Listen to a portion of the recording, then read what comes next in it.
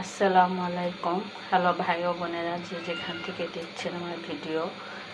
আমি মায়া। আমার মায়ের হাতের ছোঁয়া ঘর রান্না। আমি আজ আপনাদেরকে বেগুন দিয়ে আর চিরা দিয়ে বেগুন চিরা সুন্দরী বানিয়ে দেখাবো। বেগুন ভাজা তো অনেক রকমই খেয়েছেন, আজ এইভাবে করে একদিন বানিয়ে খেয়ে দেখুন। দেখতেই পাচ্ছেন আমি দুটো মিডিয়াম সাইজের বেগুন নিয়েছি। আমি এভাবে করে ভালোভাবে ধুয়ে হলুদ লবণ এবং এভাবে করে হলুদ লবণ দিয়ে মেখে রেখেছি। আর এভাবে করে কেচে নিয়েছি, কারণ এভাবে যদি না কাচি তাহলে শক্ত জিনিসটা নরম হবে না। আর এভাবে করে আমি বাজিয়ে দেখাচ্ছি। এতে চিরা নিয়েছি, চিরাটা আমি ভালোভাবে পরিষ্কার করে নিয়েছি। আর এখানে আমি কর্নফ্লাওয়ার নিয়েছি 2 চামচ। এখন আমি পানি দিয়ে কর্নফ্লাওয়ারটা গলিয়ে নিব।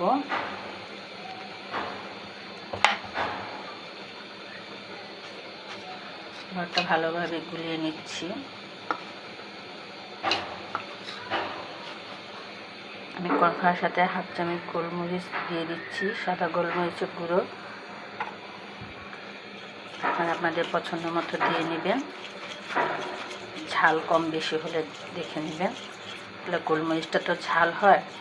দেখতে পাচ্ছেন আমি ভালোভাবে কর্নফ্লাওয়ারটা মিশিয়ে নিয়েছি গোলমরিচের সাথে। আমি এর সাথে বেগুনটা কোট করে নেব। দেখতেই পাচ্ছেন ভালোভাবে গুলিয়ে নিয়েছি। আমি চুলায় কড়াই বসিয়ে দিয়েছি। কড়াইতে আমি সয়াবিন তেল দিয়ে দিচ্ছি পরিমাণ মতো। তেলটা ভালোভাবে গরম হয়ে যাক।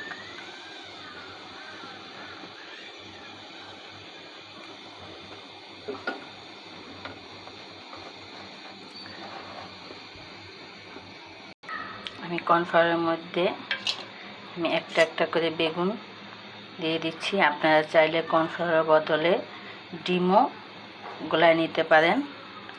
দেখতে পাচ্ছেন আমি ভালোভাবে কোট করে নিচ্ছি। তারপর আমি চিরার মধ্যে আমি দিয়ে দিচ্ছি। দেখতে পাচ্ছেন আমি চিরার মধ্যে দিয়ে দিয়েছি। এখন এটা ভালোভাবে আমি এটা করে নিব, চারিদিকে যেন এটা লেগে যায় চিরাটা।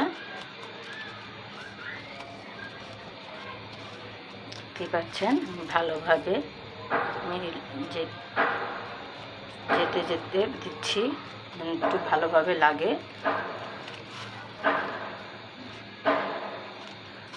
কত রকম করে তো খেয়েছেন বেগুন ভাজা, একবার এভাবে করে খেয়ে দেখুন। এখন আমি তেলের মধ্যে দিয়ে দিচ্ছি।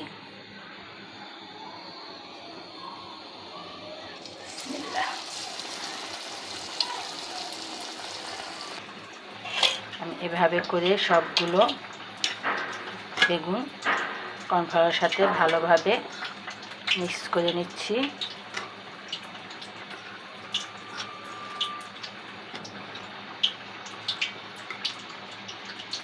তারপর আমি চিরার সাথে কোট করে নিচ্ছি। ভাই বোনেরা যে যেখান থেকে দেখছেন, আশা করি সবাই ভালো আছেন, সুস্থ আছেন। সবাই তো গাইজ বলে, আমি গাইজ বলছি না, আমি ভাই বোন বলে ডাকছি সবাইকে। দেখতেই পাচ্ছেন আমি সুন্দরভাবে চিরাটা যেন লেগে থাকে আমি সেভাবে করে দিয়ে আমি তাওয়াতে দিয়ে ভেজে নিচ্ছি। আমি দুটো দিয়েছি, দুটো হয়ে গেলে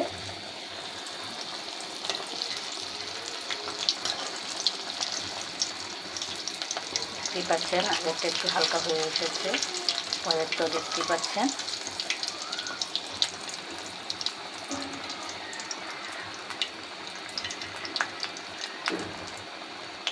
সুন্দর করে ভাজা হচ্ছে। আমি অল্প আঁচে ভেজে নিচ্ছি, বেশি আঁচ দিলে পুড়ে যাবে। আমি অল্প আঁচে ভেজে নিচ্ছি।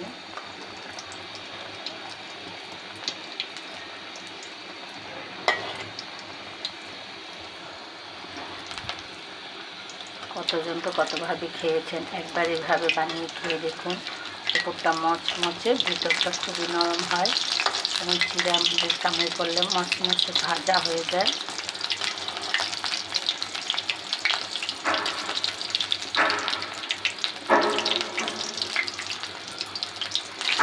দেখতে পাচ্ছেন ভেজে নিচ্ছি। বেগুনটা একটু সিদ্ধ হয়ে গেলে আমি নামিয়ে নেব। একটু লাল হয়ে গেলে দেখতে পাচ্ছেন এই যে হালকা হালকা লাল হয়ে এসেছে, আমি আরেকটা দিয়ে দিয়েছি। ডিম দিয়ে করলে কি সুন্দরভাবে লেগে যায়, আমি ডিম দিয়ে করেছি না, আমি কর্নফ্লাওয়ার দিয়ে করে নিচ্ছি। আমি আস্তে আস্তে অল্প জাল দিয়ে আমি ভেজে নিচ্ছি আস্তে আস্তে করে, নাহলে পুড়ে যাবে। আমি অল্প জাল দিয়ে ভেজে নিচ্ছি। আমার এক ভাই আমাকে কমেন্ট করে বলেছেন আমি বলে শুধু আলু রেসিপি দেখাই।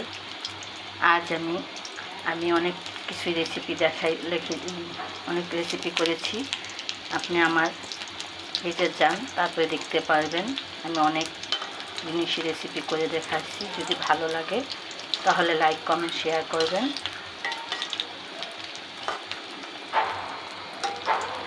দেখতেই পাচ্ছেন আমি আস্তে আস্তে জাল করে নিচ্ছি যেন বেগুনটা ভাজা হয়ে যায়, মুচমুচে হয়।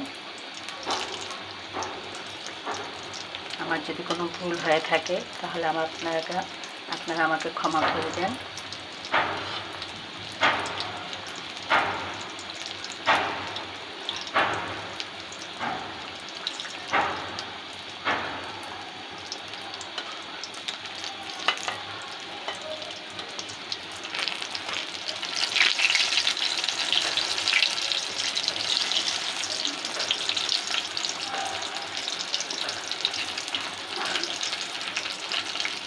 আমার রেসিপি যদি আপনাদের ভালো লাগে তাহলে লাইক কমেন্ট শেয়ার করবেন এবং সাবস্ক্রাইব করে দিবেন। পাশে থাকা বেল বাটনটা ক্লিক করে দিবেন যেন আমার নতুন নতুন ভিডিও সরাসরি আপনারা দেখতে পারেন। একটা লাইক আপনাদের জন্য কিছুই না, কিন্তু আমার জন্য অনেক কিছু।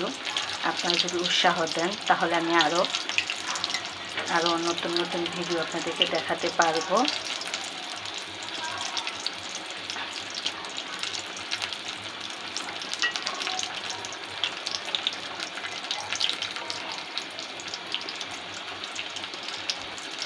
আপনারা যদি উৎসাহ দেন তাহলে আমি আরও এগিয়ে যেতে পারবো।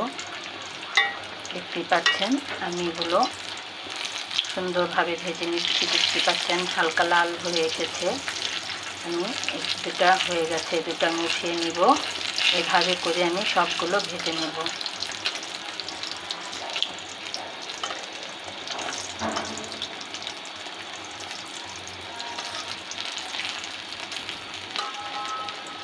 দেখতেই পাচ্ছেন এটা আমার হয়ে গেছে, আমি উঠিয়ে নিচ্ছি।